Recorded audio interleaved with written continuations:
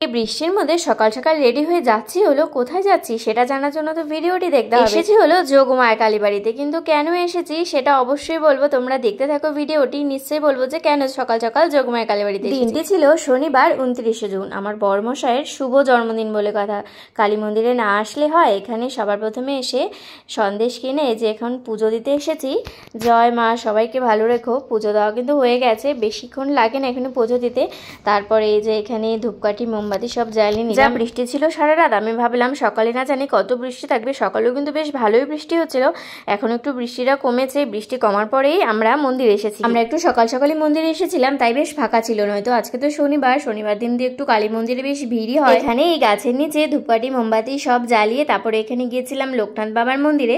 লোকনাথ বাবার মন্দিরে পুজো করে তারপরে মহাদেবের ওখানে পুজো দিয়ে আমরা তারপরে বেরিয়ে গেছিলাম। যাওয়ার আগে আরেকবার মায়ের দর্শন করে নিই। জয় মা কালী, সবাইকে ভালো রাখো মা, সবাইকে ভালো রাখো, জয় মা। যাওয়ার আগে মনে পড়লো বার্থডে বয়ের সাথে তো একটাও ছবি তোলা হলো না, তারপরে এখানে একটু ছবি তুলে তারপরে এখন এসেছি কৃষ্ণের মন্দিরে। এবার এখানে কৃষ্ণের মন্দিরে পুজো দিয়ে তারপরে আমি বাড়ি চলে যাব। রাধে রাধে, জয় শ্রীকৃষ্ণ। পুজো তো হয়ে গেছে, ঠাকুর মশাই দেখলাম পাশে বসে আছেন। কি সুন্দর না এখানকার রাধা কৃষ্ণের মন্দিরটা, আমার এত ভালো লাগে। তারপরে এখানে এসেছিলাম কেক নিতে, কেক তো আমি পেলাম না, বললো যে কিছুক্ষণ বাদে আসে, তাই পরে ভাবলাম এসে নিয়ে যাব।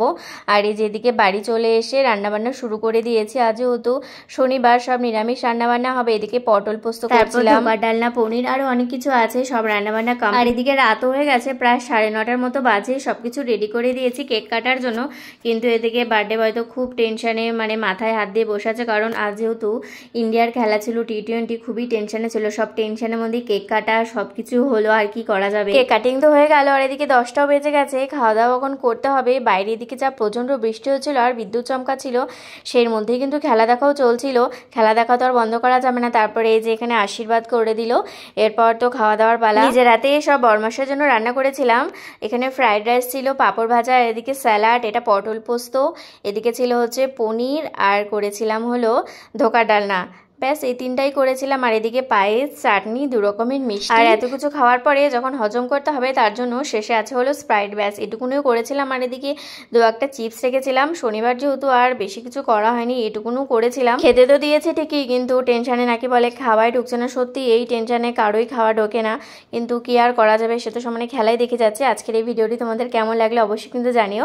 ভিডিওটি এখানেই শেষ করছি, বাই বাই বন্ধুরা, থ্যাংক ইউ ফর ওয়াচিং।